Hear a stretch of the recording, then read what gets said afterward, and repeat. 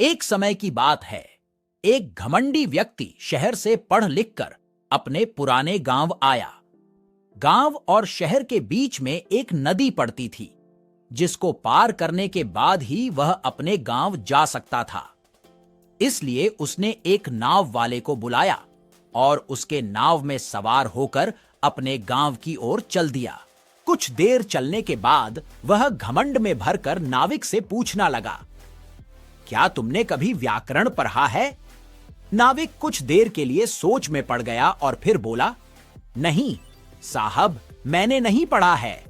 घमंड और अहंकार से भरे हुए व्यक्ति ने हंसते हुए कहा, फिर तो तुमने अपनी आधी जिंदगी व्यर्थ में गंवा दी। थोड़ी देर बाद अपनी पढ़ाई का और घमंड दिखाने के लिए उस व्यक्ति ने नाविक से फिर पूछा, तुमने इतिहास और भूगोल पढ़ा है? नाविक ने नामे सिर हिलाते हुए कहा, नहीं साहब। अहंकारी व्यक्ति ने फिर जोर से ठहाका लगाकर नाविक का मजाक उड़ाते हुए कहा, फिर तो तुमने अपना पूरा जीवन व्यर्थ कर दिया। नाविक को इस बात पर बहुत क्रोध आया, लेकिन वह मन मार कर रह गया और उस व्यक्ति से कुछ नहीं बोला, चुपचाप नाव चलाने लगा।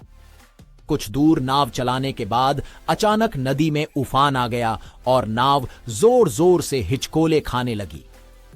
यह देखकर नाविक ने चेहरे पर छोटी सी मुस्कान के साथ ऊंचे स्वर में उस व्यक्ति से पूछा, साहब, आपको तैरना भी आता है या नहीं? व्यक्ति ने कहा, नहीं, मुझे तैरना नहीं आता है।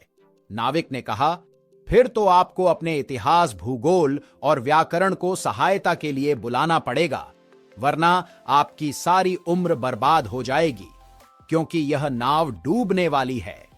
यह कहकर नाविक नदी में कूद तैरता हुआ